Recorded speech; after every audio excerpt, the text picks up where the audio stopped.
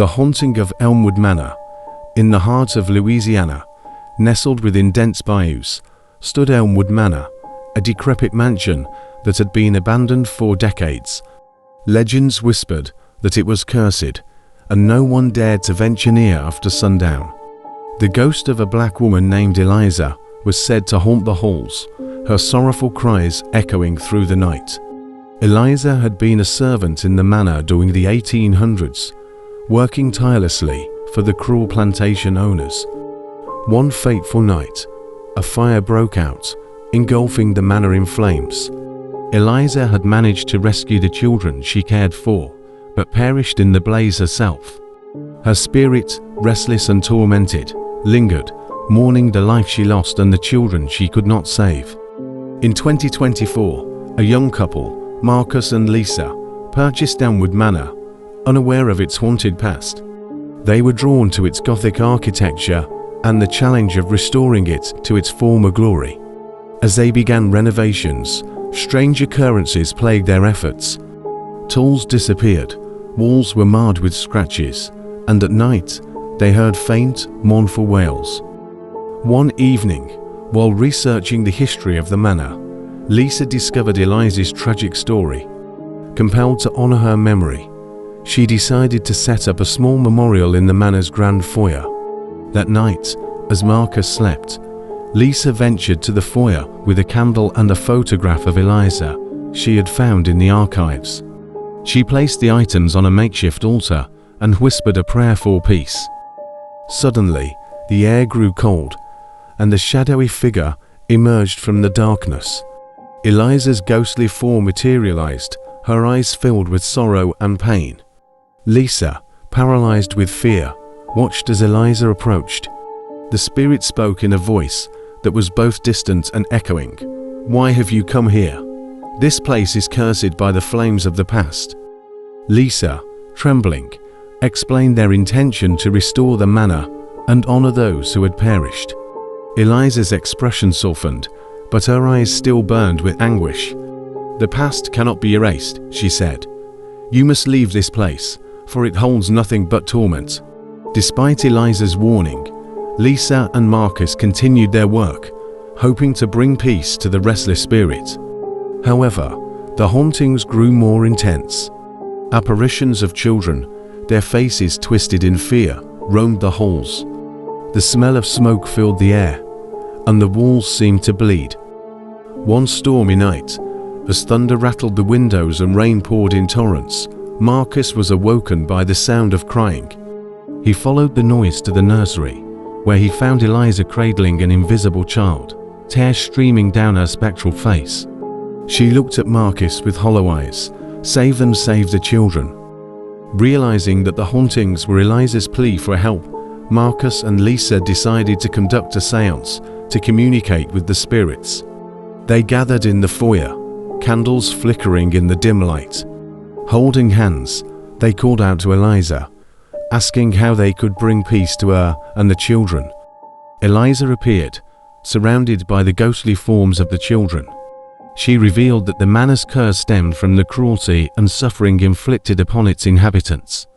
To break the curse, they needed to find the hidden remains of those who perished in the fire and give them a proper burial. Determined to end the torment, Marcus and Lisa scoured the manor, discovering hidden compartments and secret passages. Deep within the cellar, they found charred bones and remnants of the fire's victims. With great care, they gathered the remains and buried them in the manor's garden, holding a solemn ceremony to honor their memory. As they completed the burial, the air grew warm, and a sense of calm settled over the manor. Eliza appeared one last time, her form now radiant and peaceful. "Thank you," she whispered, her voice like a gentle breeze. "You have freed us." With the spirits finally at rest, Elmwood Manor transformed. The renovations were completed without further incident, and the once haunted mansion became a beacon of history and healing. Marcus and Lisa lived there peacefully, always remembering the Black Lady who had guided them through the darkness to the light.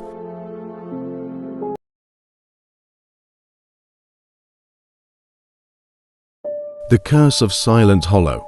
Silent Hollow was a small, secluded town in Georgia, surrounded by dense forests and shrouded in mystery. The townsfolk were wary of outsiders and spoke in hushed tones about the legend of a black woman named Sarah, who was said to haunt the old plantation house at the edge of town. Sarah had been a healer and midwife, renowned for her kindness and wisdom.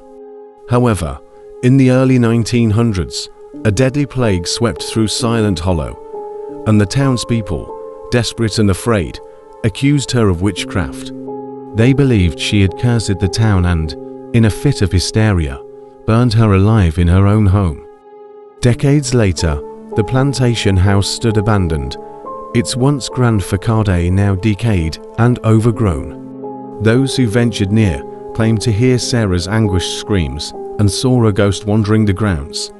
Despite the warnings, a historian named Dr. Emily Carter decided to investigate the legend, determined to uncover the truth. Dr. Carter, a respected academic with a passion for uncovering hidden histories, arrived in Silent Hollow with a sense of excitement. She rented a small cabin near the plantation house and began her research. The townspeople, suspicious and fearful, refused to speak to her about Sarah, but Emily was undeterred. One evening, while exploring the outskirts of the plantation grounds, Emily felt a chill in the air. The setting sun cast eerie shadows across the landscape, and she heard faint whispers carried by the wind. Undeterred, she pressed on, her flashlight cutting through the growing darkness. Suddenly, she stumbled upon a clearing where the remnants of Sarah's home stood. As she approached, the temperature dropped, and the thick mist enveloped the area. Emily's heart raced as she saw a shadowy figure emerge from the fog. It was Sarah, her form ethereal and sorrowful. "Why have you come here?" Sarah's voice was soft but filled with pain. Emily, trying to steady her voice, replied, "I want to uncover the truth about what happened to you. I believe you were wronged, and I want to tell your story." Sarah's expression shifted from sorrow to a glimmer of hope. "The truth is buried deep, hidden by those who feared it. You must find the diary of Mary Blackwood, the plantation owner's daughter. It holds the key to my innocence." Determined to find the diary, Emily delved into the town's archives and historical records. She discovered that Mary Blackwood had been close to Sarah and had kept detailed journals of her life. However, the last diary was missing, rumored to be hidden somewhere in the old plantation house. Undeterred by the ghostly warnings, Emily returned to the plantation. She searched the dilapidated house, the floorboards creaking under her weight and the walls whispering with memories of the past. In the attic, hidden beneath a loose floorboard, she found the diary, its pages yellowed with age but still intact. As Emily read Mary's words, the truth unfolded. Sarah had been a healer who had tried to save the townspeople from the plague. Mary's diary revealed the town's descent into madness and the unjust persecution of Sarah.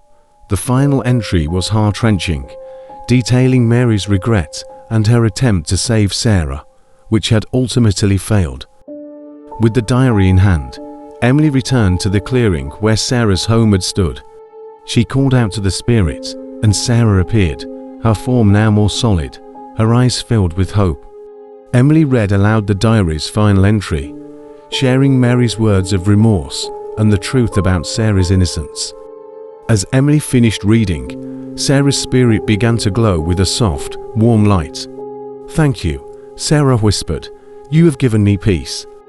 The mist lifted, and the oppressive darkness that had plagued Silent Hollow for so long dissipated. The town slowly began to heal, its people finally understanding the tragedy that had befallen Sarah.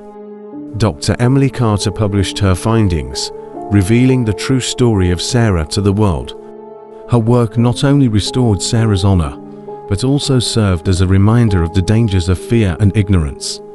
The once haunted plantation house became a symbol of redemption and the power of uncovering the truth.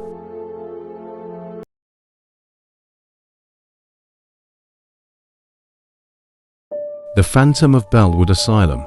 Bellwood Asylum, an imposing structure on the outskirts of New Orleans, had long been abandoned, its halls echoing with the screams of those who had suffered within its walls. Among the many spirits that haunted the asylum, one was particularly feared: the ghost of a black nurse named Leila, whose tragic fate had become a chilling legend. Leila had worked at the asylum during the 1920s, a time when racial tensions were high and the treatment of mental illness was brutal. Despite the hardships, she was known for her compassion and dedication to her patients. However, her kind nature made her a target for the cruel head doctor, Dr. Whitmore, who resented her for her race and her popularity among the patients. One stormy night, a fire broke out in the asylum. While many staff members fled, Leila stayed behind, desperately trying to save the patients trapped in their cells. She managed to rescue several before succumbing to the flames herself. Her spirit, driven by a sense of unfinished duty and injustice, remained bound to the asylum,